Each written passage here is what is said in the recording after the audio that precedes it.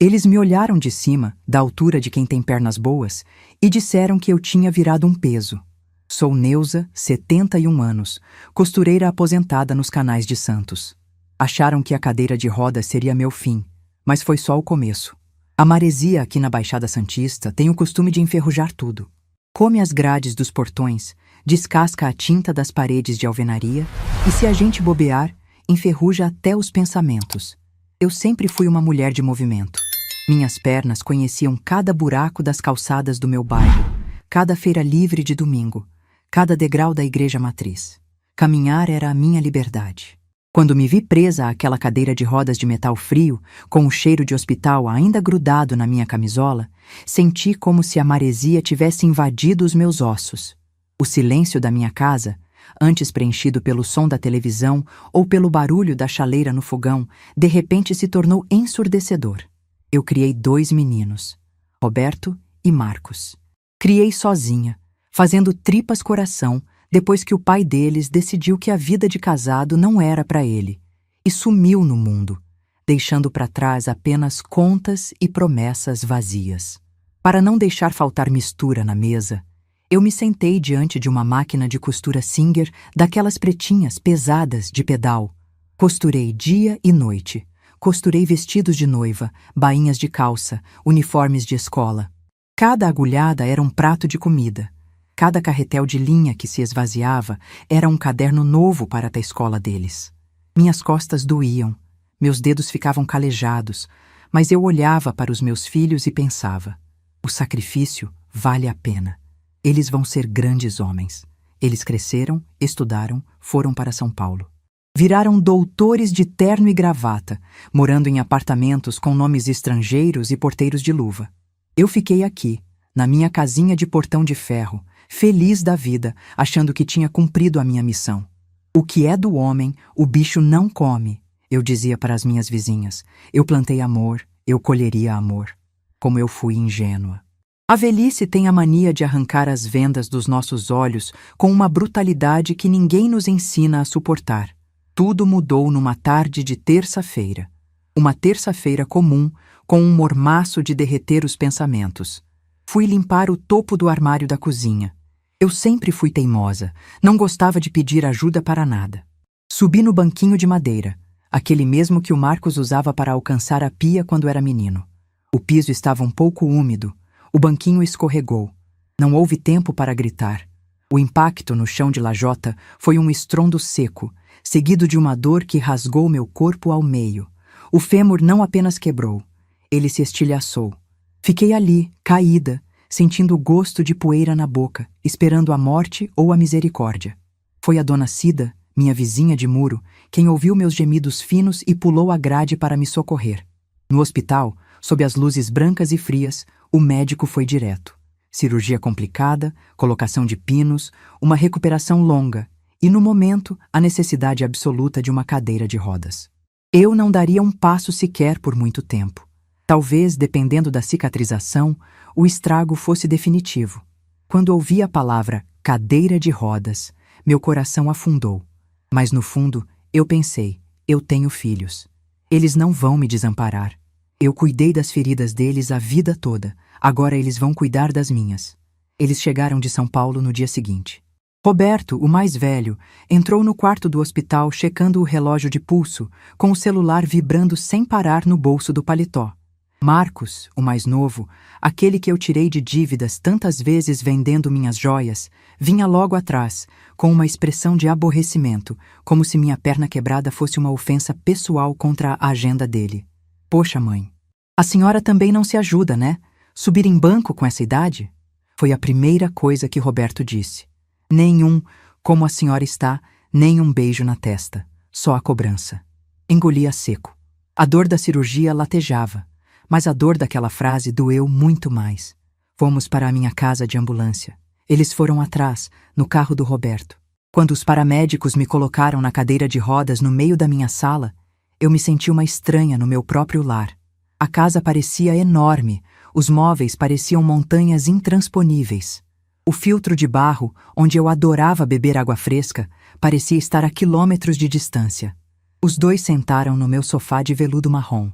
Eu fiquei no meio da sala, na cadeira, esperando o abraço, o consolo, o plano de ação de quem me amava. Roberto suspirou, esfregou o rosto e olhou para Marcos.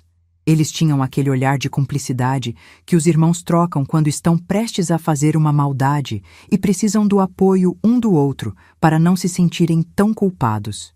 Mãe, a gente precisa ter uma conversa séria. Roberto começou, cruzando as pernas. A senhora sabe que a nossa vida lá em São Paulo é uma loucura.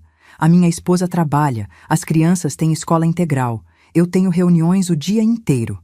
E eu tô no meio de um lançamento na minha empresa, mãe. Não posso respirar, quem dirá parar tudo? Emendou Marcos, olhando para a tela do celular.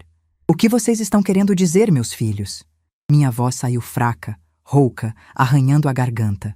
Eu já sabia a resposta, mas o coração de mãe sempre se recusa a acreditar até que a faca entre inteira.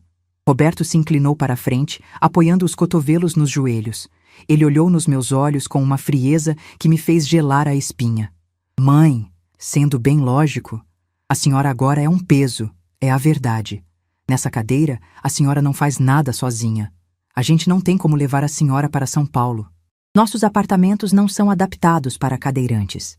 Ia ser um inferno para a senhora e um transtorno para nós. A palavra peso ecoou na sala. Bateu nas paredes, nas fotografias dele sorrindo nas suas formaturas, na máquina Singer no canto, no meu peito. Um peso. Eu que carreguei os dois no ventre, que carreguei as febres de madrugada, que carreguei as dívidas, as tristezas, as responsabilidades. Eu era um peso. Então, o que vai ser de mim? Perguntei, sentindo uma lágrima quente escorrer e cair no colo da minha camisola. Eu não queria chorar na frente deles, mas a humilhação era grande demais. Fica tranquila, mãe, Marcos disse, levantando-se apressado, como quem quer fugir da cena do crime. Nós vamos contratar alguém, uma cuidadora, a gente racha o valor. A mulher vem, limpa a casa, faz sua comida, dá banho. Vai ser ótimo. Muito melhor do que ficar com a gente lá, trancada. É isso, Roberto concordou, já pegando a chave do carro. A gente vai ver isso essa semana ainda. Hoje a gente deixa umas marmitas congeladas na geladeira. A senhora se vira até amanhã, né? É só esquentar no micro-ondas. Eles não esperaram a minha resposta. Foram até a cozinha, enfiaram umas bandejas de comida de plástico no congelador, bateram a porta da geladeira. Voltaram para a sala. Roberto me deu um beijo no topo da cabeça. Um beijo sem som, sem alma. Marcos apertou meu ombro. Fica com Deus, mãe. A gente te liga. A porta de ferro bateu. O som da chave girando pelo lado de fora me pareceu o som da porta de uma prisão se trancando. O motor do carro roncou lá fora e, em segundos, sumiu na distância. Eu fiquei ali, no meio da sala, na cadeira de rodas, sozinha. O que se seguiu não foi apenas o abandono, foi a tortura da esperança que vai morrendo aos poucos. No primeiro dia, eu olhava para o telefone de disco na mesinha de centro. Esperava a ligação deles dizendo o nome da cuidadora, a hora que ela chegaria. O telefone permaneceu mudo. No segundo dia, a fome apertou. Tentei empurrar a cadeira até a cozinha. As rodas enganchavam no tapete. Meus braços não tinham força para rodar os aros de metal. Quando cheguei à cozinha, percebi a crueldade daquela lógica deles. Como eu alcançaria o micro-ondas que ficava na prateleira de cima? Como eu abriria o congelador se a porta era dura e a cadeira ficava de mau jeito? Passei o segundo dia a pão seco, que estava em cima da mesa, e água da torneira da pia do banheiro, que era a única que eu alcançava. No terceiro dia, a dor no quadril me fez delirar. Eu chorava alto, um choro soluçado, chamando por Deus, chamando pela minha mãe que já tinha partido há décadas, chamando até por eles. Roberto, Marcos, me ajudem. O silêncio me respondia com a indiferença das paredes úmidas. Uma semana se passou. O telefone tocou uma única vez. Era Roberto. A ligação durou menos de 1 minuto. Oi, mãe. Tudo bem? Olha, a moça que a gente ia contratar deu para trás. Tá difícil achar alguém de confiança e que cobre barato. O Marcos tá quebrado de novo, não vai poder ajudar a pagar. Eu sozinho não dou conta. A senhora vai levando aí, né? A vizinha não pode dar uma força? Tenho que desligar, vou entrar em reunião. Beijo. Tu. Eu segurei o fone grudado no ouvido por muito tempo. A ficha caiu com o peso de uma bigorna. Não haveria cuidadora. Não haveria ajuda. Eles me deixaram aqui para apodrecer. Eles calcularam que uma velha de 71 anos, quebrada, sozinha, sem conseguir alcançar a própria comida, não duraria muito. Eu era um problema que a natureza resolveria por eles. A herança da casa, que já estava no nome deles com usufruto meu, ficaria livre logo. Logo. Naquela noite, a chuva desabou sobre Santos. A água batia na janela do meu quarto. Eu estava deitada na cama, para onde havia me arrastado com uma dor que me fez morder o lábio até sangrar. Eu fedia a suor, a medo, a abandono. O meu chinelo de dedo gasto estava largado no chão, inútil. No canto do quarto, meu vaso de "comigo ninguém pode" parecia murcho, sentindo a tristeza da dona. Foi então que eu olhei para a parede. Ali pendurado estava o terço de madeira que foi da minha avó. E logo abaixo dele, no canto da sala que eu conseguia ver do quarto, a minha máquina Singer. A mesma máquina que eu pedalei por madrugadas a fio para pagar as fraldas, o leite, a faculdade daqueles dois covardes. Eu fechei os olhos. As lágrimas que escorriam pelo meu rosto não eram mais de tristeza. Eram grossas, quentes, ácidas. O choro de pena de mim mesma foi secando, evaporando no calor da minha indignação. Eles acharam que a minha vida tinha acabado quando minhas pernas falharam. Eles esqueceram quem eu era. Esqueceram que a mulher que costurou o futuro deles, a partir do nada, com calos nas mãos e sangue nos olhos, não era um passarinho que morre de fome na gaiola só porque esqueceram de colocar alpiste. Eu não era um peso. Eu era a raiz que sustentava a árvore inteira. E se eles queriam cortar os laços, eles iriam descobrir como uma árvore tomba quando a raiz decide se mover. Respirei fundo, sentindo o ar encher meus pulmões murchos. O medo deu lugar a uma clareza fria e cortante. Eu iria sobreviver. Eu não sabia como iria alcançar a água, como iria limpar a casa, como iria suportar a dor nos ossos. Mas eu sabia que não iria morrer naquela cama para dar o gosto do alívio para Roberto e Marcos. No meio da escuridão, com o barulho da chuva lavando a rua lá fora, eu fiz uma promessa silenciosa para mim mesma, jurando pela memória de cada agulhada que dei nesta vida. Eles me largaram como um lixo, mas não imaginaram que eu ainda sabia exatamente como costurar a minha vingança. A luz da manhã invadiu o meu quarto pelas frestas da janela de madeira, trazendo com ela aquele cheiro inconfundível de mar e terra molhada que só Santos tem depois de uma tempestade. Eu abri os olhos devagar. O teto, com algumas manchas de umidade, parecia o mesmo de sempre, mas a mulher deitada naquela cama já não era a mesma que havia chorado até adormecer na noite anterior. A tristeza, aquela que aperta o peito e tira o ar, tinha ido embora junto com a água da chuva pelo ralo da rua. No lugar dela, nasceu uma raiva fria, silenciosa e muito lúcida. Eu tentei me mexer e a dor no meu quadril gritou, uma pontada aguda, como se uma faca quente estivesse enfiada no meu osso. Fechei os olhos, mordi o lábio inferior e respirei fundo. Eu não podia me dar ao luxo de ter pena de mim mesma. A pena é um veneno que paralisa a gente mais rápido do que qualquer osso quebrado. Eu tinha 71 anos. Estava presa em uma cama, com as pernas inúteis, a barriga roncando de fome e a garganta seca. Se eu ficasse ali esperando a morte, estaria fazendo exatamente a vontade do Roberto e do Marcos. Estaria facilitando a vida deles. Não mesmo, eu disse em voz alta, e minha voz soou rouca no quarto vazio. Eu não sou bicho para morrer largada no escuro.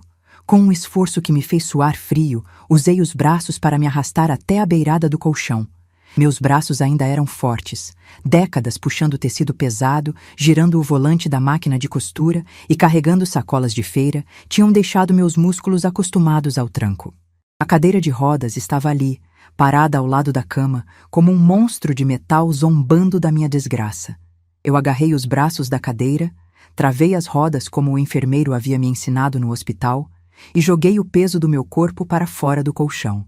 O impacto de sentar no assento de lona me arrancou um gemido que eu não consegui segurar.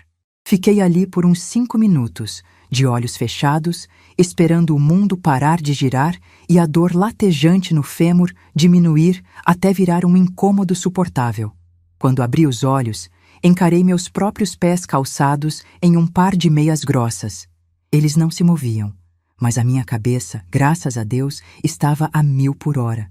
Coloquei as mãos nos aros das rodas e comecei a empurrar. O tapete felpudo que eu tanto gostava era um inimigo agora. Fiz força, muita força, até conseguir sair do quarto e chegar ao corredor de lajota fria. A cadeira deslizou mais fácil. Fui direto para a cozinha. Meu primeiro objetivo era a sobrevivência básica. Parei em frente ao meu filtro de barro, aquele mesmo que me acompanhava há mais de 30 anos. A torneirinha de plástico marrom estava na altura do meu peito agora. Peguei um copo de requeijão que estava secando na pia, posicionei embaixo da torneira e apertei. A água desceu fresca, com aquele gostinho de barro que nenhuma geladeira moderna consegue imitar. Bebi 3 copos de uma vez. A água desceu lavando a minha alma, apagando o restinho de desespero que ainda tentava se agarrar na minha garganta. Depois, olhei para o pacote de pão de forma em cima da mesa. Eu não alcançava. Puxei a vassoura que estava encostada na parede, usei o cabo para enganchar o plástico do pão e puxei para mim. O pão estava um pouco duro, esquecido ali desde antes do meu tombo, mas eu comi 2 fatias a seco, mastigando devagar. O gosto era de farinha velha, mas para mim, naquele momento, tinha gosto de vitória. Eu estava viva. Eu conseguia me alimentar. Empurrei a cadeira de volta para a sala e parei no meio do cômodo. O silêncio da casa era absoluto. Fui até o canto onde ficava a minha máquina de costura Singer. Passei a mão pelo metal preto e gelado, contornando os desenhos dourados já gastos pelo tempo. Aquela máquina não era apenas um objeto. Era o meu diário de guerra. Fechei os olhos e a memória me levou de volta para o ano de 1982. O pai do Roberto e do Marcos estava no quarto, enfiando roupas de qualquer jeito dentro de uma mala de couro falso. Eu estava em pé, na porta, com o Marcos no colo, ainda de fraldas, e o Roberto agarrado na minha saia. O homem olhou para mim com aquela cara de quem estava fugindo da forca e disse: "Você não vai dar conta, Neuza. Uma mulher sozinha, sem estudo, com 2 bocas para alimentar, vocês vão passar fome." Eu não chorei naquele dia. Eu engoli o choro a seco, coloquei os meninos para dormir, sentei na frente dessa mesma máquina de costura e passei a madrugada inteira fazendo bainhas de calças para a lavanderia do bairro. No dia seguinte, eu tinha o dinheiro do leite e do pão, e foi assim nos 30 anos seguintes.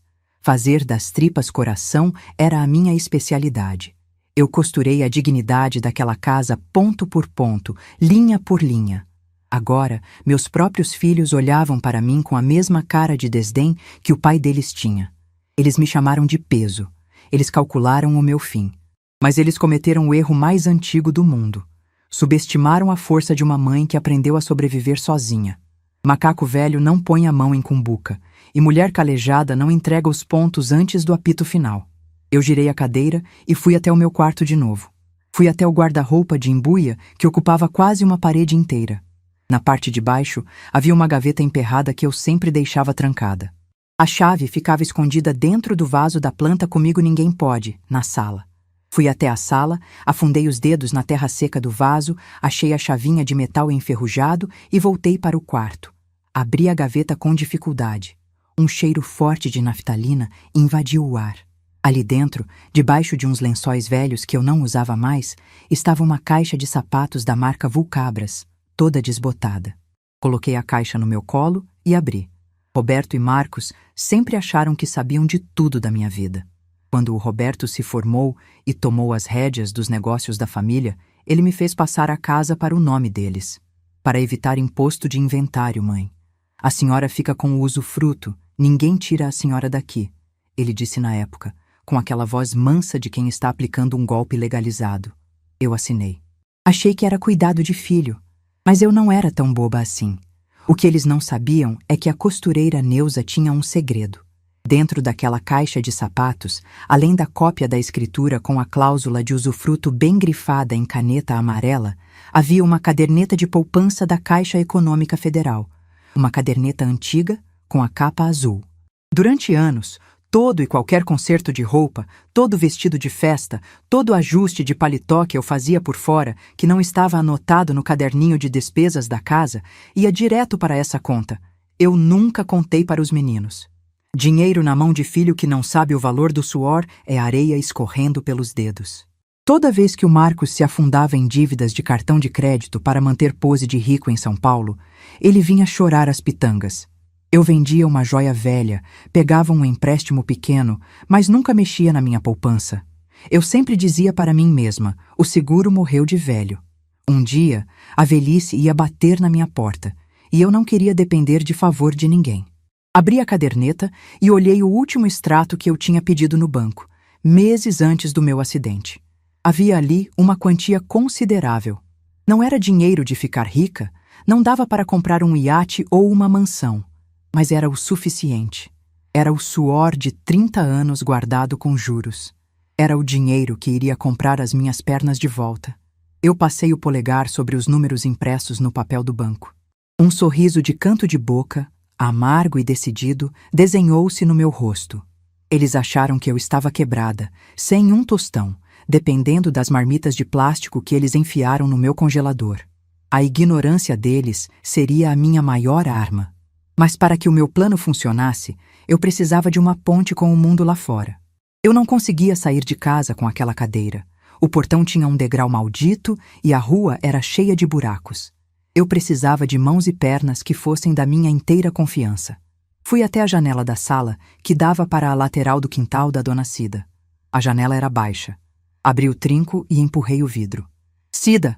gritei, forçando a garganta. "Dona Cida! Oh, de casa!" Não demorou muito e o rosto redondo, emoldurado por cabelos grisalhos e bobs de plástico, apareceu por cima do muro de tijolos aparentes. "Valha-me Deus, Neuza! Você tá bem, mulher? Eu vim bater no seu portão ontem à tarde, mas estava tudo trancado. Cadê os seus filhos? A moça que ia cuidar de você chegou?" Eu respirei fundo. O orgulho mandava eu inventar uma desculpa, dizer que estava tudo bem, que os meninos tinham tido um imprevisto. Mas a verdade precisava ser dita se eu quisesse ajuda. "Cida, vem aqui para dentro. O portão tá encostado, eu não consigo ir abrir. Só empurrar com força." Ouvi o barulho do portão de ferro rangendo e logo a Cida estava na minha sala, com as mãos na cintura, olhando para o vazio da casa e depois para mim, na cadeira de rodas. "Neuza do céu! Cadê todo mundo?" Eu contei tudo, sem tirar nem pôr. Contei da conversa no sofá, da palavra peso, das marmitas no congelador, do telefone mudo e da ligação do Roberto lavando as mãos. Enquanto eu falava, vi os olhos da Cida se encherem de lágrimas, e depois a expressão dela mudar para uma indignação furiosa. A Cida era viúva de estivador do Porto de Santos, uma mulher que não levava desaforo para casa. "Mas que par de vagabundos!" Ela esbravejou, batendo a mão na mesa da copa. "Eu vou agora mesmo na delegacia do idoso. Isso é crime, Neuza. Abandono de incapaz. Eu vou ligar para a televisão, vou botar a boca no trombone. Esses engravatados de meia tigela vão aprender a respeitar uma mãe." "Não, Cida. Você não vai fazer nada disso", eu disse com a voz firme, cortando o escândalo dela. Cida parou, me olhando como se eu tivesse perdido o juízo de vez. "Como assim, Neuza? Você vai engolir esse sapo? Vai deixar eles te tratarem como lixo e ficar quieta?" Eu olhei para ela. Apontei para a cadeira de rodas, depois para o meu próprio peito. "A justiça dos homens faz muito barulho, Cida. Dá multa, dá processo, mas não cura o coração da gente.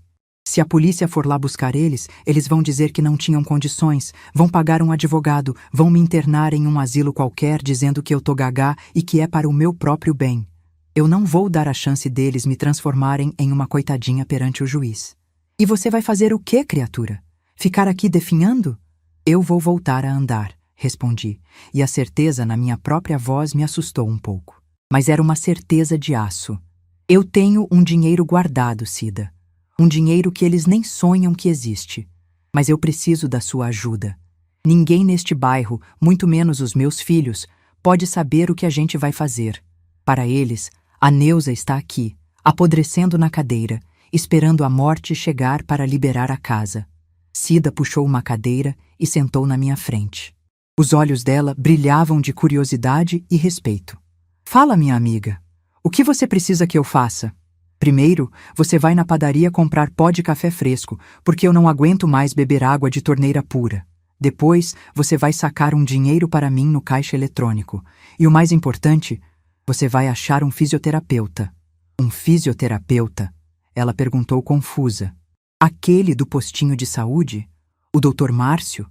A fila lá demora meses, Neuza. Não, o do postinho não. Eu não tenho meses. E eu não quero ninguém que passe a mão na minha cabeça ou que tenha pena de mim. Eu quero um particular. O melhor que você encontrar na cidade. Um que venha aqui em casa, que me faça chorar de dor se for preciso, mas que coloque esses meus ossos velhos no lugar. E eu vou pagar adiantado, para ele entender que a coisa é séria. Cida abriu um sorriso largo. Ela bateu as 2 mãos nos joelhos e se levantou. Eu conheço a pessoa certa. A doutora Helena. Ela atendeu o meu falecido marido quando ele travou a coluna. A mulher é um sargento, Neuza, não tem conversa fiada com ela, mas o preço dela é salgado. O preço não importa. A minha dignidade vale muito mais do que os números daquela caderneta de poupança. Cida foi para a minha cozinha. Em poucos minutos, o cheiro de café coado no pano tomou conta da casa. Aquele cheiro espantou de vez o cheiro de hospital, o cheiro de abandono, o cheiro de mofo. Era o cheiro da minha casa, da minha vida, da minha autonomia. Enquanto eu tomava o café quente na xícara de vidro que a Cida me entregou, comecei a desenhar o mapa da minha recuperação na cabeça. A casa seria o meu campo de treinamento. As portas trancadas seriam a minha proteção. Eu faria o que fosse necessário. Enfrentaria a dor de frente, dobraria a minha própria vontade, reconstruiria os meus músculos rasgados. Eu olhei para o meu vaso de comigo, ninguém pode no canto da sala. As folhas estavam um pouco caídas, precisando de água. Cida, molha a minha planta antes de ir, por favor, pedi. Ela vai ter que ficar forte, porque as coisas vão mudar por aqui. Enquanto a água molhava a terra do vaso, eu olhei para a porta da rua. Eles achavam que haviam trancado a porta pelo lado de fora, me prendendo em uma prisão de dependência. Eles não perceberam que, ao me deixarem para trás, eles me libertaram da única coisa que ainda me prendia a eles.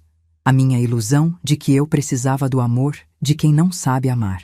Eu havia descoberto o meu poder. E em absoluto silêncio, a minha execução iria começar.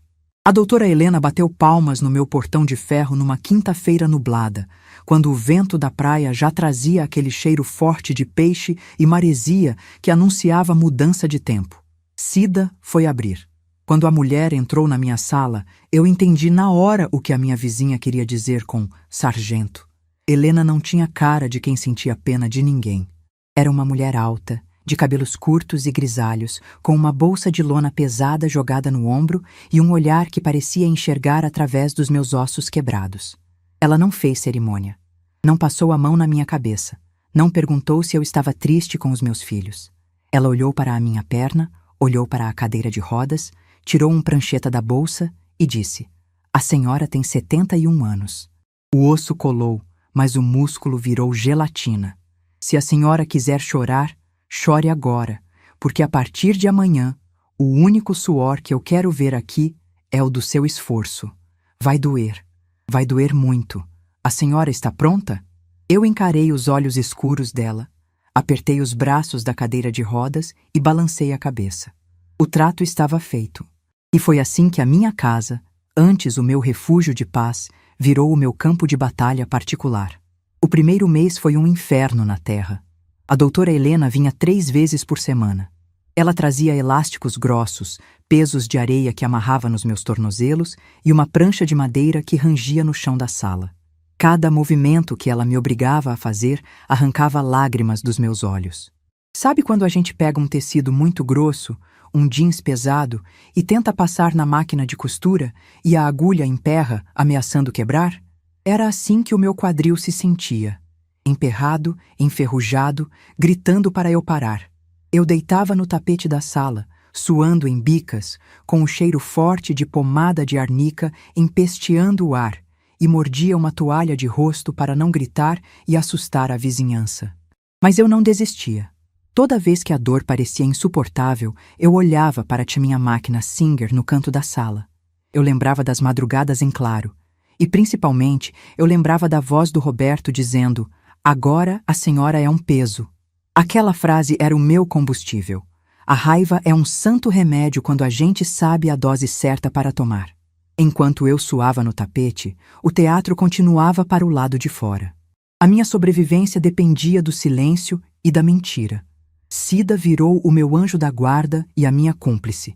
Era ela quem ia ao banco com o meu cartão para sacar o dinheiro escondido daquela caderneta de poupança. Era ela quem trazia o pão fresco, o leite, a carne para a panela. Para os vizinhos da rua, a dona Neuza estava muito mal, definhando na cama, coitada. Cida espalhou a fofoca perfeita. Disse que eu vivia dopada de remédios para a dor e que não podia receber visitas. E os meus filhos? Ah, os meus filhos caíram como patinhos na lagoa. Eles achavam que o porco já estava assado. Uma vez a cada 15 dias, o telefone tocava. Eu já sabia que era o Roberto. Eu pedia para a doutora Helena parar os exercícios, bebia um gole de água para limpar a garganta e atendia o aparelho de disco. Eu forçava a voz para sair bem fraca, bem arrastada, como se cada sílaba fosse um sacrifício. "Oi, mãe. Como a senhora está?" Ele perguntava, sempre com aquele barulho de trânsito ou de teclado de computador no fundo, mostrando que eu estava atrapalhando o dia dele. "Tô indo, meu filho." Eu respondia, soltando um suspiro falso. "A dor não passa, sabe? Eu fico aqui deitado o dia todo. A Cida vem dar uma olhada em mim, esquenta uma sopa. Mas é difícil. As pernas não respondem." "É, mãe, a idade chega para todo mundo. Paciência, né? Fica quietinha aí na cama." O Marcos mandou um abraço, ele está viajando a trabalho. "Olha, esse mês apertou pra gente de novo, a escola das crianças subiu." "A senhora está se virando com a aposentadoria para pagar a conta de luz, né?" Ele nem perguntava da comida. Ele nem lembrava que uma aposentadoria de salário mínimo mal pagava os remédios de quem tinha quebrado o fêmur. Ele só queria garantir que a conta de luz estivesse paga para não cortarem a energia da casa que ele já considerava dele. "Tô me virando, Roberto. Vai com Deus. Não se preocupe comigo." Eu desligava o telefone e o meu sangue fervia. Mas eu sorria. Um sorriso de canto de boca, afiado como uma tesoura de alfaiate. Eles estavam tranquilos lá em São Paulo, tomando seus vinhos caros e andando de terno, com a certeza absoluta de que a velha Neuza não passaria daquele ano. Eles só esperavam o telefonema da vizinha avisando do enterro. No terceiro mês, a cadeira de rodas foi encostada no corredor. Eu não precisava mais dela. Doutora Helena trouxe um andador de alumínio. O barulho daquelas 4 pernas de metal batendo no chão de lajota virou a música da minha casa. Tec, tec, tec. Eu andava da sala para a cozinha, da cozinha para o quarto. Meus braços doíam de tanto fazer força para sustentar o corpo. Mas as minhas pernas já não eram mais 2 sacos de batatas mortos. Havia vida ali. Havia músculo se refazendo. Foi nessa época que eu comecei a usar a minha velha Singer para a fisioterapia. A doutora Helena achou graça quando eu dei a ideia, mas concordou. Eu sentava na cadeira de madeira de frente para a máquina, colocava os 2 pés descalços no pedal de ferro largo e pesado e começava a costurar o vento. Para frente, para trás.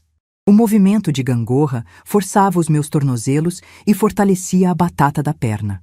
A roda da máquina girava, a agulha subia e descia sem linha, e eu passava horas ali. A máquina que alimentou os meus filhos agora estava consertando o corpo da mãe, que eles jogaram fora. Mas recuperar o corpo não era o suficiente. Eu precisava recuperar a minha vida no papel. Aquele documento de doação com usufruto que eu tinha assinado anos atrás, confiando cegamente no Roberto, era uma corda no meu pescoço. Eu não podia simplesmente voltar a andar e deixar a casa no nome de quem me tratou como lixo. Pedi para a Cida me arrumar um advogado de confiança. Um homem que não fosse da laia dos amigos engravatados do meu filho. Cida, que conhecia todo mundo no bairro, trouxe o Dr. Osvaldo. Um senhor grisalho, que andava com uma pasta de couro surrada e usava óculos na ponta do nariz. Ele sentou na minha mesa da copa, tomou 2 copos de água fresca do meu filtro de barro e me escutou por quase 2 horas. Contei da queda. Contei do abandono. Contei das marmitas congeladas, da falta de ajuda financeira, do descaso. Mostrei os extratos bancários que provavam que nenhum centavo havia saído das contas de São Paulo para Santos.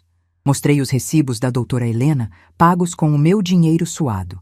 Doutor Osvaldo cruzou as mãos sobre a mesa, olhou para o meu vaso de Comigo Ninguém Pode, que agora estava viçoso, com as folhas verdes e brilhantes, graças aos cuidados da Cida, e pigarreou. Dona Neuza, a lei brasileira é muito clara. Ele começou com uma voz mansa, mas firme. A senhora fez uma doação em vida do seu único imóvel para os seus filhos. Mas a doação não é uma sentença de morte. Existe no Código Civil uma coisinha chamada revogação da doação por ingratidão. Meu coração deu um pulo no peito. Ingratidão? Perguntei, sentindo a palavra pesar na língua. Exatamente. Abandonar os pais doentes, negar alimentos ou assistência básica quando eles mais precisam, é motivo mais do que suficiente para o juiz desfazer o negócio. A casa volta a ser inteiramente sua, no papel. Eles não terão direito a nenhum tijolo enquanto a senhora estiver viva. E se a senhora quiser, pode deixar testamento vendendo ou doando para quem bem entender depois. Aquilo era música para os meus ouvidos. Não era vingança mesquinha, era justiça. Era arrancar a raiz da ganância deles. Pedi ao Dr. Osvaldo que preparasse toda a papelada, juntasse as provas, pegasse o depoimento da Cida e da doutora Helena. Ele entraria com a ação em segredo de justiça. Roberto e Marcos só seriam notificados quando a bomba já estivesse armada e pronta para explodir. Os meses continuaram a passar. A chuva fina de São Paulo, que de vez em quando descia a serra para esfriar Santos, deu lugar ao calor úmido e abafado de novembro. O andador de alumínio foi aposentado no 5º mês. No lugar dele, ganhei uma bengala de madeira escura. Eu já conseguia tomar banho sozinha, coar o meu próprio café no pano, varrer a casa devagarzinho. Cada pequena tarefa que eu reconquistava era um troféu que eu erguia em silêncio dentro daquelas 4 paredes. No 7º mês, a bengala começou a ficar mais tempo encostada no sofá do que na minha mão. Eu andava mancando, é verdade. O fêmur esquerdo reclamava em dias de muita umidade, e eu sabia que nunca mais teria a agilidade de uma moça de 20 anos. Mas eu estava de pé. Eu havia vencido a gravidade, o osso quebrado e a maldade dos meus próprios filhos. E então chegou o 8º mês, o mês de dezembro. A cidade lá fora começava a se enfeitar para o Natal. Numa tarde quente de terça-feira, exatamente igual àquela em que eu caí do banquinho, eu estava no quarto, em pé diante do espelho do guarda-roupa de embuia. Eu estava mais magra. O rosto tinha ganhado umas rugas novas, esculpidas pela dor e pelo esforço. Mas os meus olhos brilhavam com uma faísca que eu não via desde a minha juventude. Eu calcei o meu chinelo de dedo gasto, aquele mesmo que ficou largado no chão no dia do abandono. Ele serviu perfeitamente. Meus pés estavam firmes no chão. Foi nesse momento que o telefone tocou. Fui até a sala, caminhando devagar, sem bengala, sentindo o contato da sola de borracha com a lajota. Atendi. Oi, mãe. É o Roberto. Eu respirei fundo. O teatro ia entrar no seu último ato. Engrossei a voz, fiz um som de tosse seca e respondi, bem baixinho. Oi, Roberto. Aconteceu alguma coisa? Você nunca liga nessa hora. Não, mãe. Tá tudo bem. É que o Marcos e eu estávamos conversando. A gente vai ter uns dias de folga agora no final do ano. A gente pensou em dar um pulo aí em Santos. Coisa rápida, um bate e volta. Aproveitar para dar uma olhada na casa, ver se não tem goteira, essas coisas. A gente vai levar um amigo nosso, corretor de imóveis, só para dar uma avaliada por alto no terreno, sabe como é? Para fins de seguro. O sangue me subiu à cabeça com a força de um soco. Corretor de imóveis. Eles já estavam avaliando o preço do meu caixão. Eles queriam saber por quanto poderiam vender o terreno assim que eu fechasse os olhos de vez. Eles não queriam me ver. Queriam ver o tijolo, a telha, o metro quadrado. Engoli a seco, segurando a fúria no peito. Ah, meu filho, não sei se é uma boa ideia, eu disse, com a voz tremida e chorosa, a melhor atuação da minha vida. Eu tô tão fraquinha. A casa tá uma bagunça. A Cida não tem vindo limpar direito. Eu tenho vergonha que vocês vejam o estado das coisas. E o cheiro de remédio aqui tá muito forte. Por que vocês não deixam para o ano que vem? Eu não vou sair daqui mesmo. Houve um silêncio do outro lado da linha. Senti o alívio na respiração do Roberto. Ele não queria vir. Ele morria de nojo da doença e da velhice. A desculpa perfeita havia sido entregue de bandeja. A senhora tem razão, mãe, ele disse animado. Melhor não tumultuar a sua rotina. Ficar recebendo visita dá trabalho. A senhora precisa de repouso absoluto. A gente deixa para janeiro ou fevereiro. A senhora se cuida aí, tá bom? Qualquer emergência pede para a vizinha ligar. Beijo. Ele desligou na minha cara, como sempre fazia. Coloquei o fone no gancho devagar. Fiquei ali parada, no meio da sala, olhando para a porta de ferro que eles trancaram 8 meses atrás. Eles achavam que iam me enterrar no esquecimento. Eles contavam com a minha fraqueza, com a minha submissão, com o silêncio de uma velha presa numa cama.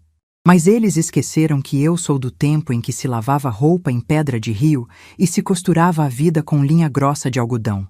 A água mole bate em pedra dura até que fura. E a minha paciência tinha furado a rocha da arrogância deles. Eu não ia esperar janeiro. Eu não ia esperar corretor de imóveis nenhum. Eu olhei para a caderneta de poupança da Caixa Econômica que estava em cima da mesa, agora quase vazia, mas que tinha cumprido o seu propósito sagrado. O Dr. Osvaldo já tinha me ligado na véspera. O juiz havia assinado a liminar. A casa era minha. O documento estava na minha bolsa. Fui até o meu quarto. Abri as portas do guarda-roupa. Escolhi o meu melhor vestido, um de linho azul marinho que eu mesma havia costurado há anos e que agora cabia com folga. Peguei um sapato fechado, confortável, com um saltinho baixo de borracha. Pintei os lábios com um batom cor-de-boca que eu não usava desde antes do acidente. Passei um perfume de lavanda nos pulsos. Voltei para a sala e chamei a Cida pelo muro. Ela apareceu com os olhos arregalados, vendo a dona Neuza arrumada, de pé, segurando uma bolsa preta de alça no ombro. Minha Nossa Senhora Aparecida, Neuza! Para onde você vai assim, toda nos trinques? Ela perguntou com um sorriso que ia de orelha a orelha. Cida, minha amiga, eu disse, ajeitando o cabelo grisalho no espelho do corredor. Você sabe o telefone daquele rapaz da rua de baixo que faz lotada para São Paulo? Aquele que tem uma van confortável? O Zé Carlos? Sei sim. Ele sobe a serra todo dia de tarde. Então liga para ele. Diz que a dona Neuza precisa de uma corrida particular até o bairro de Moema, na capital. E avisa que eu pago o dobro do preço para ele me deixar exatamente na porta do prédio do meu filho mais velho. Cida deu uma gargalhada gostosa, daquelas que vêm do fundo da alma, e saiu correndo para pegar o telefone. Eu me virei, passei a mão pelas folhas largas do meu Comigo Ninguém Pode, tranquei as janelas de vidro e fui até a porta da sala. Girei a chave. O barulho da fechadura não era mais o som de uma prisão. Era o som da gaiola se abrindo. O passarinho velho não só tinha sobrevivido sem alpiste, como tinha aprendido a voar de novo. Eles me disseram que eu era um peso que não conseguiria subir as escadas do apartamento deles em São Paulo. Eles só não imaginavam que a gravidade havia mudado de lado. A viagem subindo a serra na van do Zé Carlos durou quase 2 horas, mas para mim pareceu um sopro. A neblina espessa que cobria a rodovia dos imigrantes me fez lembrar de quantas vezes eu fiz aquele mesmo trajeto de ônibus, com o coração na mão, levando marmitas e roupas passadas para o Roberto e o Marcos, quando eles moravam em repúblicas de estudantes. Naquela época, eu contava as moedas para pagar a passagem. Meu corpo doía de tanto pedalar a velha máquina Singer, mas eu ia com um sorriso no rosto. Eu achava que estava construindo o futuro deles. Mal sabia eu que estava apenas cavando o meu próprio poço. O ar de São Paulo me recebeu com aquela garoa fina e fria, tão diferente do mormaço salgado de Santos. A van cortou as avenidas largas até entrar nas ruas arborizadas de Moema. Prédios altos, com varandas de vidro e nomes em francês que eu nem sabia pronunciar. Zé Carlos parou a van em frente a um edifício imponente, com grades escuras e um jardim impecável na calçada. É aqui, dona Neuza. Certeza que a senhora não quer que eu desça para ajudar? Zé Carlos perguntou, olhando para a minha bengala, que eu levava mais por precaução do que por necessidade. Não precisa, meu filho. A pior parte do caminho eu já fiz sozinha. Pode me esperar aqui na esquina. Eu não demoro. Desci da van, sentindo o chão firme sob os meus sapatos de salto baixo de borracha. Arrumei o meu vestido de linho azul marinho, Apertei a alça da minha bolsa de couro preta contra o corpo e caminhei até a portaria de vidro blindado. O porteiro, um rapaz de terno alinhado e crachá no peito, me olhou de cima a baixo. Ele viu os meus cabelos grisalhos, as minhas roupas simples, e logo endureceu a postura, achando que eu ia pedir alguma ajuda ou vender alguma coisa. Boa tarde. O que a senhora deseja? Ele perguntou pelo interfone com aquela voz de quem tem pressa. Boa tarde. Eu vim ver o meu filho, Roberto, do apartamento 112. Pode anunciar a dona Neuza, por favor. O rapaz franziu a testa. Ele pegou o telefone interno e discou. Eu fiquei ali, com as costas retas, ignorando a fisgada leve que o meu fêmur esquerdo dava por causa do frio. Seu Roberto? Boa tarde. Tem uma senhora aqui embaixo. Dona Neuza. Diz que é mãe do senhor. Eu não podia ouvir a voz do Roberto do outro lado, mas vi a expressão do porteiro mudar. Ele arregalou os olhos, assentiu várias vezes com a cabeça e desligou. Dona Neuza, o seu Roberto pediu desculpas. Ele disse que não sabia que a senhora vinha. Ele mandou perguntar se a senhora quer que ele desça para ajudar com a cadeira de rodas pela rampa da garagem. Um sorriso amargo, mas cheio de gosto de vitória, despontou nos meus lábios. Eles achavam que eu estava presa àquele metal. Eles achavam que eu precisava ser escondida pela porta dos fundos. Diga a ele que não precisa descer. Diga que eu já estou subindo pela porta da frente. O porteiro liberou a catraca com um clique eletrônico. Atravessei o saguão luxuoso, com chão de mármore que brilhava como espelho, e entrei no elevador social. Apertei o botão do 11º andar. Enquanto a caixa de metal subia silenciosa, eu olhei para o meu reflexo na porta espelhada. A mulher encolhida, suja de poeira, chorando de dor no chão da cozinha 8 meses atrás, não existia mais. No lugar dela estava uma mulher forjada a ferro, suor e decepção. A porta do elevador se abriu. Dava direto na sala do apartamento. Não havia corredor. E lá estava ele. Roberto estava em pé no meio de uma sala gigantesca, decorada com móveis brancos e quadros sem sentido nas paredes. Ele vestia uma calça social e uma camisa de botão com as mangas dobradas. Marcos estava logo atrás dele, sentado num sofá de couro claro, segurando um copo de vidro com uma bebida âmbar e gelo. Quando a porta do elevador abriu, os olhos do Roberto foram direto para o chão. Ele olhou para baixo, procurando as rodas, procurando o peso morto que ele havia deixado em Santos. O cérebro dele levou uns 3 segundos inteiros para registrar que não havia cadeira nenhuma. O olhar dele subiu devagar. Passou pelos meus sapatos, pelas minhas pernas firmes sob a saia do vestido, pela minha cintura reta, até encontrar os meus olhos. A cor fugiu do rosto do meu filho mais velho, como se alguém tivesse puxado um ralo debaixo dos pés dele. Ele ficou branco, pálido, com a boca entreaberta, parecendo um menino pego roubando doce na venda. No sofá, Marcos parou com o copo no meio do caminho até a boca. O gelo tilintou no vidro, o único som que quebrou o silêncio sepulcral daquela sala luxuosa. Dei um passo à frente. O solado de borracha do meu sapato fez um som abafado no piso de madeira nobre deles. Eu estava dentro da fortaleza de arrogância que eles haviam construído. Mãe! A voz do Roberto saiu fina, esganiçada, falhando na garganta. Ele deu um passo para trás, como se estivesse vendo uma assombração. E, de certa forma, ele estava. Ele estava vendo o fantasma da mulher que ele achou que tinha enterrado viva. Boa tarde, Roberto. Boa tarde, Marcos, eu disse. Minha voz não tremeu. Não havia choro, não havia lamentação. Era a voz de uma mãe que veio cobrar a conta. Marcos colocou o copo na mesa de centro, com as mãos tremendo tanto que o vidro bateu com força na madeira. Ele se levantou de um pulo. Mas como? A senhora está em pé? Cadê a cadeira? Quem trouxe a senhora até aqui? Marcos gaguejava, olhando para os lados, como se esperasse que a minha vizinha Cida fosse pular de dentro do elevador com a cadeira de rodas a qualquer momento. Eu vim andando, Marcos, com as minhas próprias pernas. Aquelas mesmas pernas que vocês acharam que não serviam para mais nada, a não ser para ocupar espaço e dar despesa. Roberto piscou várias vezes, engolindo em seco. O instinto de falso controle dele tentou assumir as rédeas da situação. Ele forçou um sorriso amarelo, daquele tipo que os políticos usam quando são pegos na mentira, e veio na minha direção com os braços abertos. Mãe, que milagre! A senhora se recuperou. Nossa, eu nem acredito. Vem, senta aqui, a senhora deve estar exausta. Por que não avisou? A gente teria mandado um carro buscar a senhora. A gente ia te visitar agora no final do ano. A gente falou no telefone hoje cedo. Eu ergui a mão direita. Apenas um gesto simples, espalmando a mão no ar. Mas foi o suficiente para fazer Roberto parar no lugar, a 1 metro de distância de mim. Eu não queria o abraço dele. O toque dele me causava repulsa. Não encoste em mim, Roberto. E não se dê ao trabalho de mentir. Vocês não iam me visitar. Vocês iam levar um corretor de imóveis para avaliar o terreno da minha casa, esperando o dia em que a vizinha ligasse para avisar que o cheiro de defunto estava saindo pela janela. A frase bateu nos dois como uma chicotada.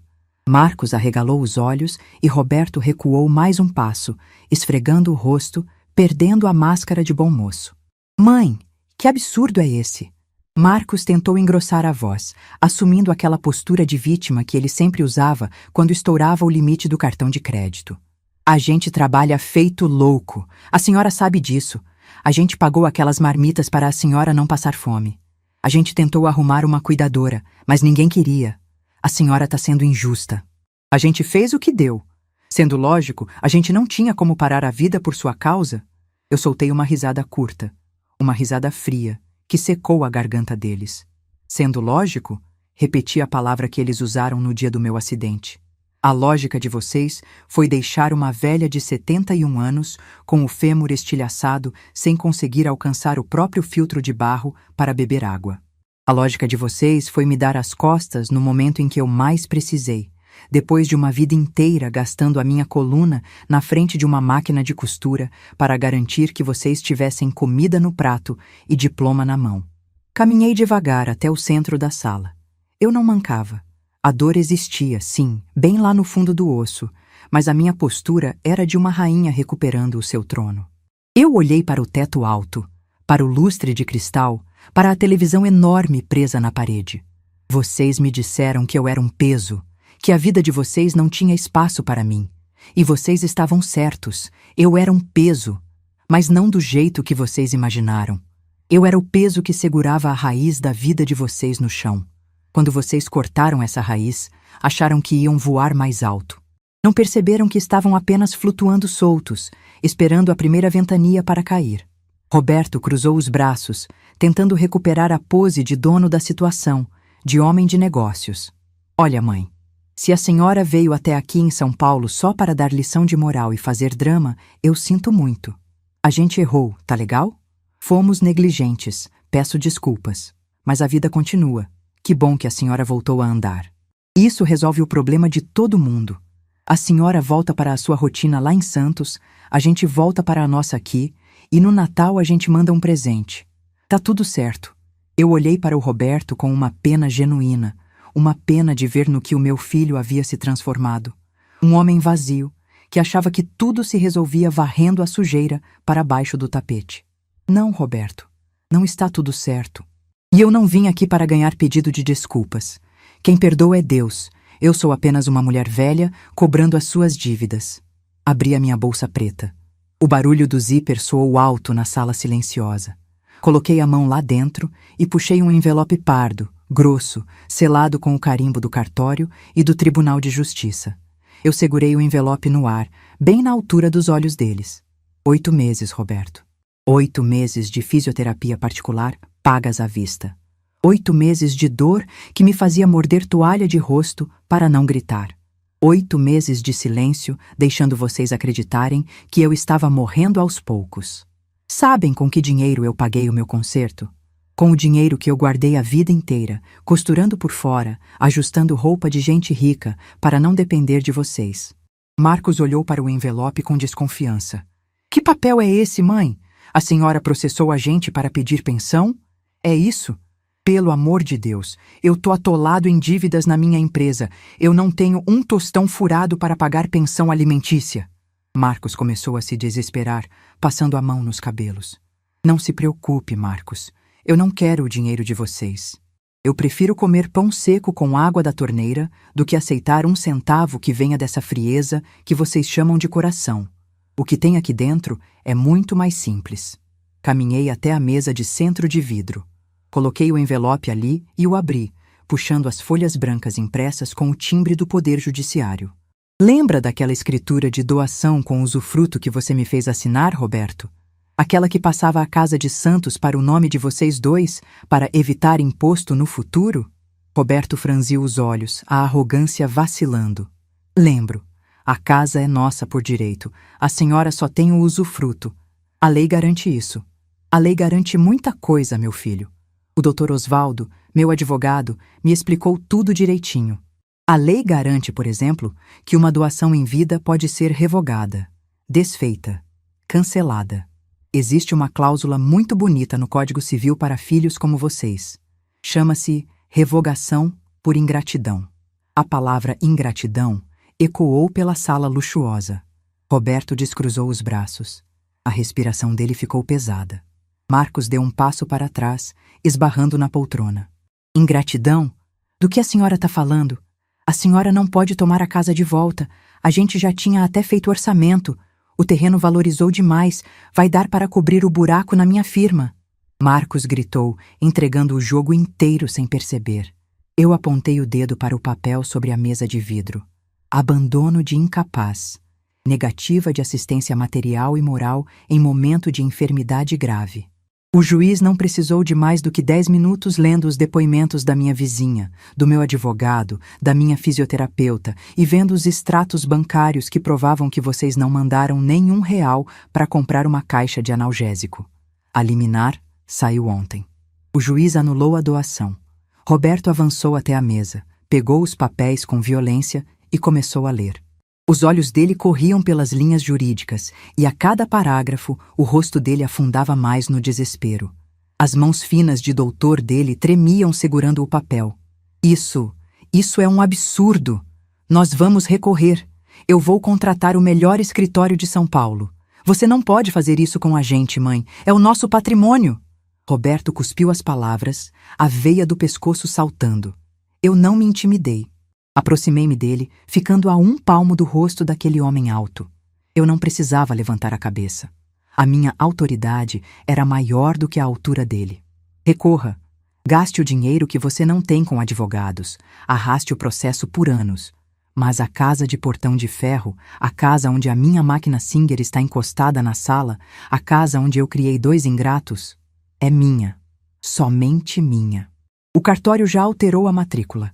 Vocês não têm direito a um único tijolo daquela parede.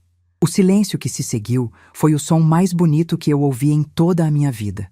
Não era o silêncio do abandono, como aquele que eu senti sentada na cadeira de rodas 8 meses atrás. Era o silêncio da derrota absoluta deles. O choque e o pavor estamparam o rosto dos 2 homens maduros, que naquele instante voltaram a ser meninos assustados, percebendo que haviam quebrado o brinquedo mais valioso e não havia como consertar.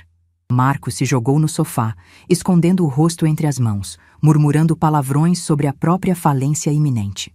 Roberto soltou os papéis sobre a mesa, os ombros caídos, a empáfia destruída. Ele me olhou e, pela primeira vez, vi medo nos olhos do meu filho mais velho. "O que a senhora vai fazer, mãe?" Roberto perguntou, com a voz embargada, finalmente entendendo a extensão do próprio desastre. "Vai vender a casa? Vai dar para o governo? A senhora vai destruir o nosso futuro por vingança?" Eu fechei o zíper da minha bolsa preta e ajeitei a alça no ombro. Olhei para os 2, sentindo o meu peito leve, lavado, purificado de toda a culpa e de toda a tristeza. O futuro de vocês. Vocês mesmos destruíram quando me trancaram naquela casa com um pacote de pão duro e uma geladeira cheia de plástico, esperando a natureza fazer o serviço sujo. Eu não vou destruir nada. Eu vou viver. Vou cuidar da minha planta comigo. Ninguém pode. Vou tomar o meu café coado no pano e vou dormir em paz, sabendo que o teto que me cobre não pertence a quem desejou a minha morte. Virei as costas para eles. Caminhei em direção ao elevador com passos firmes e decididos. Eu não precisava mais da muleta da maternidade cega. "Mãe, por favor, espera. A gente pode conversar. A gente pode consertar isso." Roberto implorou, dando um passo na minha direção, a voz chorosa de quem perdeu o troféu. Eu parei na porta do elevador. Apertei o botão de descida com o dedo firme. Olhei por cima do ombro, lançando a eles um último olhar, desprovido de raiva, desprovido de amor, desprovido de tudo o que um dia me prendeu a eles. Quem avisa amigo é, Roberto, e a vida já avisou vocês. O que é do homem, o bicho não come. E o que é da Neuza, filho ingrato nenhum bota a mão. A porta espelhada do elevador se fechou lentamente, cortando a visão de Roberto com os braços estendidos, e Marcos chorando no sofá, me levando de volta para a rua, de volta para a minha vida, de volta para a minha liberdade conquistada a ferro e fogo. A descida da Serra do Mar pela rodovia dos imigrantes tem um gosto diferente quando a gente não está fugindo, mas sim voltando para si mesma. Pela janela da van do Zé Carlos, eu via a neblina cinzenta de São Paulo ir ficando para trás, engolida pelas montanhas cobertas de Mata Atlântica. A cada quilômetro que a gente descia, o ar ia perdendo aquela frieza cortante e ganhando a umidade pesada e salgada que eu conhecia tão bem. O cheiro da Baixada Santista, o cheiro da minha casa. Eu encostei a cabeça no vidro e fechei os olhos. O motor do carro roncava baixinho, e o balanço da estrada parecia ninar a minha alma, que pela primeira vez em décadas estava leve. Eu havia deixado no 11º andar daquele prédio de luxo em Moema muito mais do que 2 filhos assustados e um envelope pardo do juiz. Eu havia deixado lá o peso da culpa que toda mãe carrega sem perceber. Aquela obrigação invisível de ser o tapete para os filhos pisarem, de engolir o choro para eles sorrirem, de aceitar o abandono como se fosse o preço natural da velhice. Eu não era mais a Neuza mártir. Eu era apenas a Neuza, e isso me bastava. Quando a van estacionou na frente do meu portão de ferro, o sol já estava se pondo, pintando o céu de Santos com uns tons de laranja e roxo que refletiam nas águas dos canais. Zé Carlos desceu para abrir a porta para mim, mas eu já estava de pé na calçada, apoiada na minha bengala de madeira, respirando fundo. Tá entregue, dona Neuza. A senhora parece que rejuvenesceu uns 10 anos nessa viagem, se me permite o atrevimento. Ele disse, tirando o boné e dando um sorriso largo. O atrevimento é todo meu, Zé Carlos.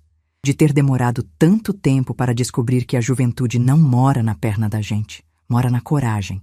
Respondi, pagando a corrida com o dinheiro trocado que já levava na bolsa. Abri o portão de ferro. O rangido das dobradiças, que antes me soava como o bater da porta de uma prisão, agora era a música da minha alforria. O quintal estava varrido. O cheiro de bolo de fubá quente com erva doce vinha lá do fundo. Cida, minha vizinha e anjo da guarda, apareceu na porta da cozinha com um pano de prato no ombro e as mãos sujas de farinha.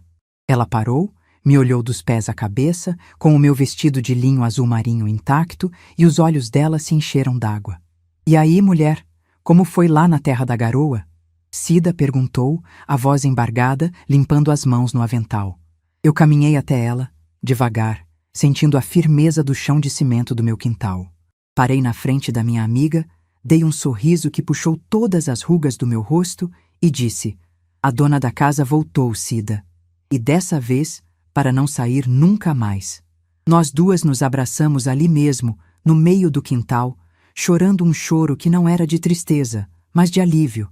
Era o choro da represa que finalmente se rompe para deixar a água limpa correr. Entramos na cozinha. Fui direto ao meu filtro de barro. Enchi um copo de requeijão até a boca e bebi. A água estava fresca, doce, com aquele gosto de terra boa que cura qualquer ferida. Olhei para a sala. Minha planta comigo, ninguém pode estava lá no canto, majestosa, com as folhas largas e verdes, provando que o que tem raiz forte não morre de sede por qualquer seca. Os meses que se seguiram àquela terça-feira de dezembro foram os mais transformadores da minha vida. A velhice, que a sociedade inteira insiste em dizer que é a sala de espera da morte, virou o meu quintal de recomeços. No começo, eu tive que lidar com a fúria e o desespero de Roberto e Marcos. O telefone da minha casa passou a tocar dia e noite. Primeiro, eram xingamentos. Roberto me ligou dizendo que eu era louca, que havia destruído o planejamento financeiro dele, que o advogado que ele contratou ia reverter a liminar do juiz. Eu escutava, em silêncio, e desligava.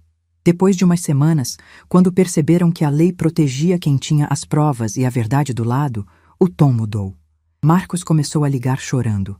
Dizia que a empresa dele estava afundando, que os credores estavam batendo na porta, que o apartamento em São Paulo ia para leilão. Implorava para eu vender a casa de Santos e dar metade do dinheiro para ele. Mãe, a senhora vai deixar o seu caçula morar na rua? Ele perguntava, com aquela voz de menino mimado que sempre me desarmava no passado. Mas o meu coração de mãe cega havia sido sepultado no dia em que eles encheram o meu congelador de marmita de plástico e trancaram a porta por fora. Eu respondia apenas: você é um homem de 40 anos, Marcos. Tem saúde, tem pernas boas, tem 2 braços inteiros.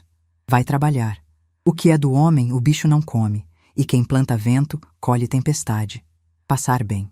E então, para garantir a minha paz definitiva, chamei o rapaz da companhia telefônica e mandei trocar o número do meu telefone de disco. O silêncio voltou a reinar na minha casa de portão de ferro, mas não era mais um silêncio opressor. Era o silêncio de um mar calmo depois do temporal. Eu não sentia alegria com a desgraça deles. Nenhuma mãe sente, mas eu também não sentia culpa. A vida tem uma pedagogia muito dura. E quando a gente impede os filhos de sofrerem as consequências das próprias escolhas, a gente não está amando, está apenas adiando a fatura que o destino vai cobrar. Eles precisavam aprender a andar com as próprias pernas, assim como eu tive que aprender a andar de novo com o fêmur quebrado. Com a cabeça livre das preocupações com marmanjos, eu percebi que tinha muito tempo livre. A casa inteira, no meu nome de novo, era o meu castelo. Mas eu sempre fui mulher de movimento. Ficar sentada no sofá, assistindo novela a tarde inteira, não combinava com o calo que eu tinha nos dedos. Foi olhando para o canto da sala, para a minha velha máquina de costura Singer, que eu encontrei o meu novo propósito. Aquela máquina não era só um pedaço de ferro preto com desenhos dourados apagados. Ela era a ferramenta que tinha me salvado da fome nos anos 80, quando eu fui abandonada com 2 crianças pequenas. Ela tinha me salvado da invalidez, servindo de aparelho de fisioterapia improvisado quando eu precisei fortalecer os meus tornozelos. Eu devia a minha vida àquele pedal rústico. E eu sabia que nos morros de Santos, nas palafitas, nos bairros esquecidos por onde os engravatados não passam, havia muitas Neusas precisando de salvação. Falei com a Cida, que conhecia o padre da paróquia do nosso bairro. Fomos até lá numa tarde de terça-feira. Eu, com a minha bengala, que agora só usava em dias de muita umidade quando o osso reclamava, e a minha vizinha a tiracolo. Conversei com o padre. Disse que queria um espaço no salão paroquial. Eu não tinha dinheiro para dar para uma igreja, mas tinha algo muito mais valioso. Eu tinha ofício.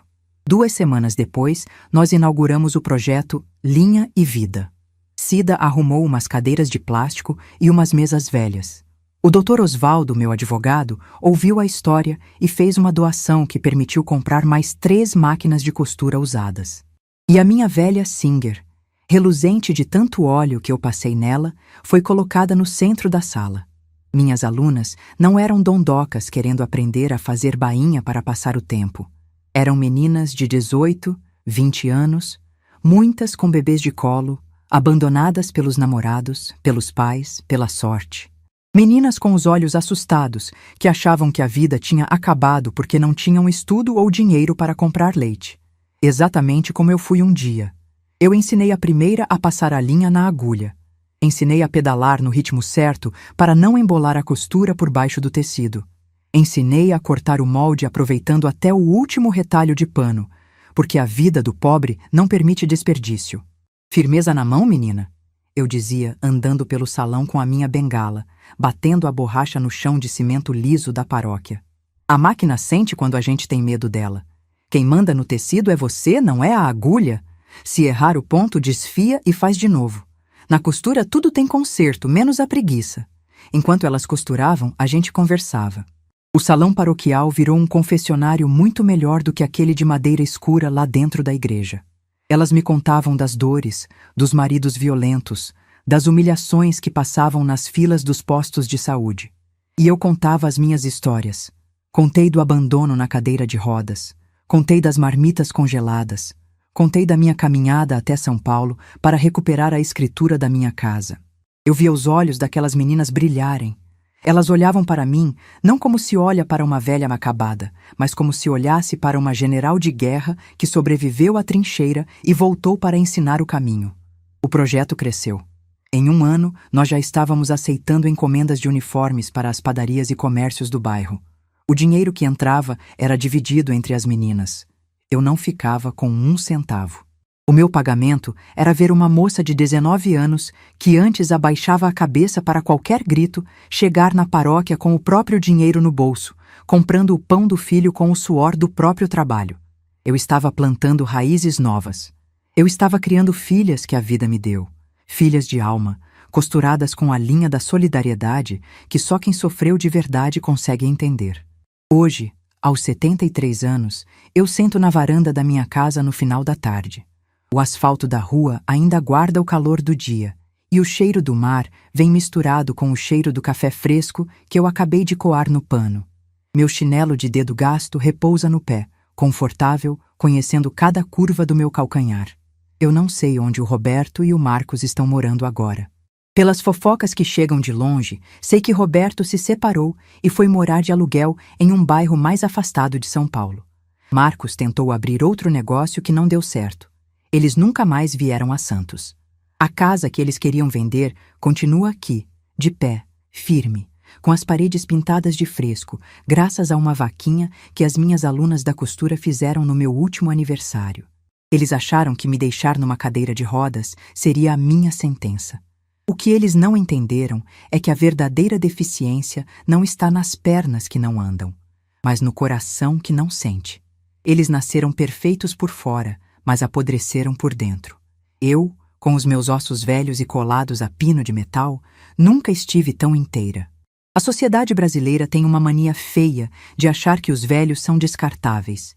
A gente passa a vida inteira doando o sangue, perdendo noite de sono, engolindo desaforo de patrão e de parente, para chegar no fim da linha e ser tratada como estorvo.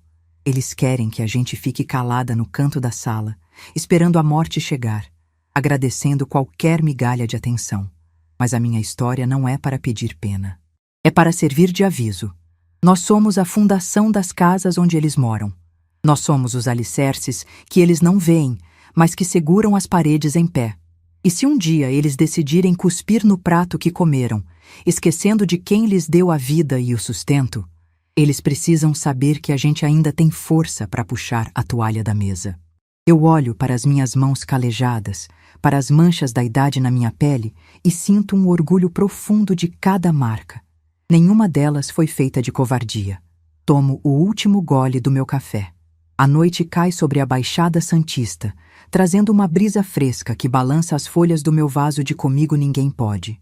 Eu levanto da cadeira da varanda, sem pressa, sentindo o peso do meu próprio corpo sustentado por mim mesma.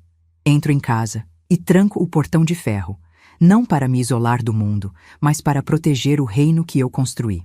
E amanhã, quando o sol nascer, a roda pesada da minha Singer vai voltar a girar, provando para quem quiser ouvir que a vida da gente não termina quando o corpo falha, mas só acaba quando a gente desiste de segurar a própria linha.